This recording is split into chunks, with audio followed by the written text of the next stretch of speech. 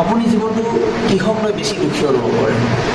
টকা পইচাৰ কাৰণে, নে ৰেছপনচিবিলিটিৰ কাৰণে, নে আপুনি নিজক আনৰ আগত শ্ৰেষ্ঠ প্ৰতিপন্ন কৰিব নোৱাৰাৰ কাৰণে, নে আপুনি কেৰিয়াৰক লৈ বেছি দুখী অনুভৱ কৰে, নে আপুনি বিচৰা সংগী নোপোৱাৰ বাবে আপুনি বেছি দুখী অনুভৱ কৰে, বা আপুনি বিৰহ বেদনাৰ কবলত পৰিছে, নতুবা আপুনি ঋণৰ কবলত পৰিছে, আপুনি বেছি EMIৰ জালত পৰিছে,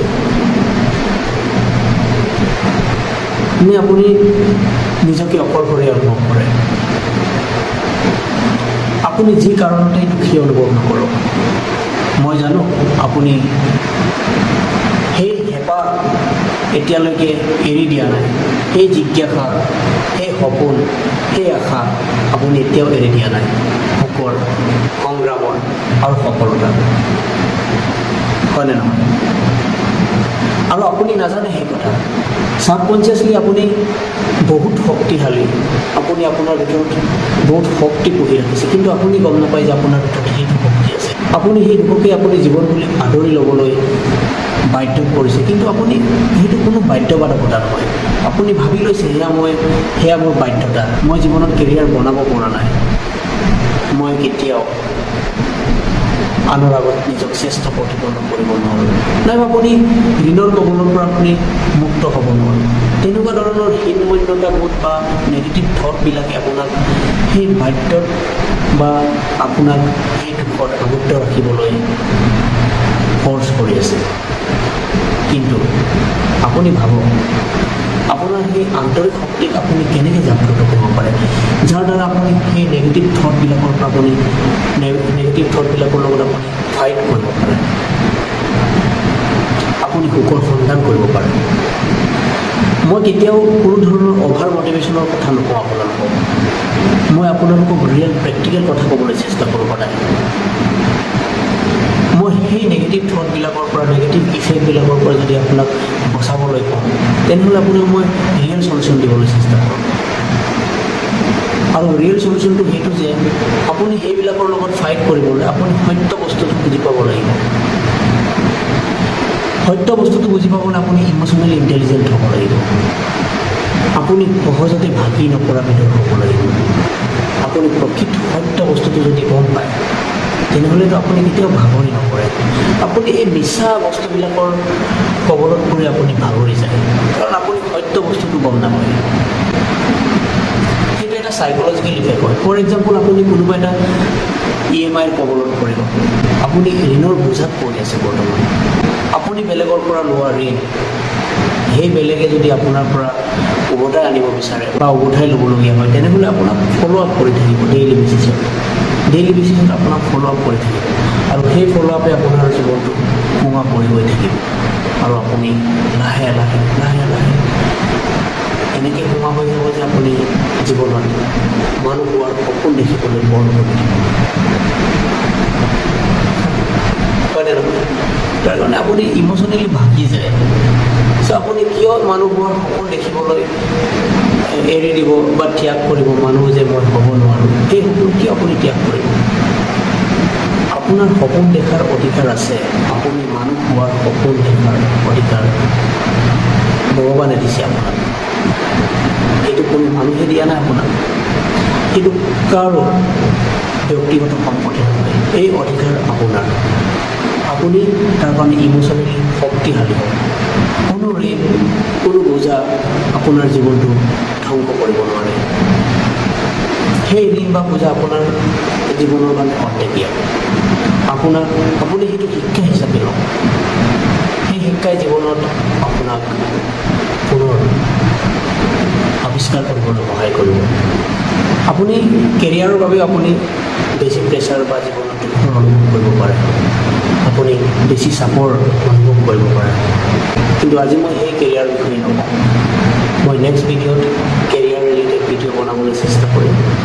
আজি মই কৈছোঁ আপোনাৰ দুখৰ বোজাৰ পৰা আপুনি কেনেকৈ মুক্ত হ'ব পাৰে, বা আপোনাৰ শক্তিশালী মনে সেইবিলাকৰ ওপৰত কেনেকৈ প্ৰভাৱ বিস্তাৰ কৰিব পাৰে, সেইটোৰ ওপৰত মই বিশেষকৈ ক'বলৈ চেষ্টা কৰিছোঁ। বন্ধু, আপুনি সত্য কথাটো প্ৰথমতে বুজিবলৈ চেষ্টা কৰক। যিকোনো দুখ বা অনুভূতি সেইবিলাক জীৱনত খন্তেকৰ বাবে আহে। খন্তেকৰ বাবে সেইকাৰণে আহে যে আপুনি জীৱনত শিক্ষা লাভ কৰিবলগীয়া হয়, আৰু সেই শিক্ষা হ'ব লাগিব প্ৰেক্টিকেল, আৰু প্ৰেক্টিকেল শিক্ষাৰ অবিহনে আপুনি পিছৰখিনি জীৱন ভালদৰে স্মুথলি আপুনি আগবঢ়াই নোৱাৰিব পাৰে। সেইকাৰণে জীৱনত সুখ দুখ সেইবিলাক জানি বুজি আহে জীৱনত। আপুনি নিবিচাৰিলেও সেইবিলাক আপোনাৰ জীৱনলৈ আহি থাকিব, আৰু সেইবিলাকৰ লগত ফাইট কৰিবলৈ আপুনি সদায় প্ৰিপেয়াৰ কৰিব লাগিব নিজকে, আৰু নিজৰ ইম'চনেল ইণ্টেলিজেঞ্চ শক্তিশালী কৰিব লাগিব। বন্ধুসকল, সেই ইম'চনেল ইণ্টেলিজেঞ্চ সেইটোৱে আপোনাৰ প্ৰকৃত শক্তি।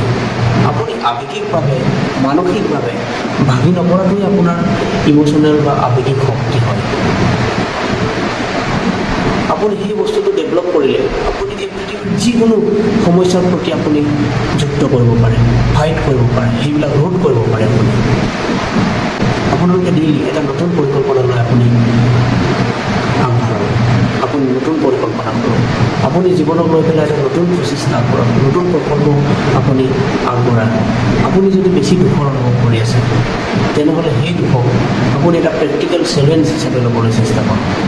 সেইটো যে ফৰ এক্সাম্পল আপুনি এটা জীৱনৰ খেলত আপুনি খেলি আছে, জীৱনৰ খেল, আৰু সেই জীৱনৰ খেলত আপুনি যদি আগবাঢ়ি যাবলগীয়া হয়, তেনেহ'লে আপুনি সেই গেমবিলাক আপুনি পাৰ কৰিব লাগিব। সেইবিলাক হ'ল একো একোটা টাস্ক।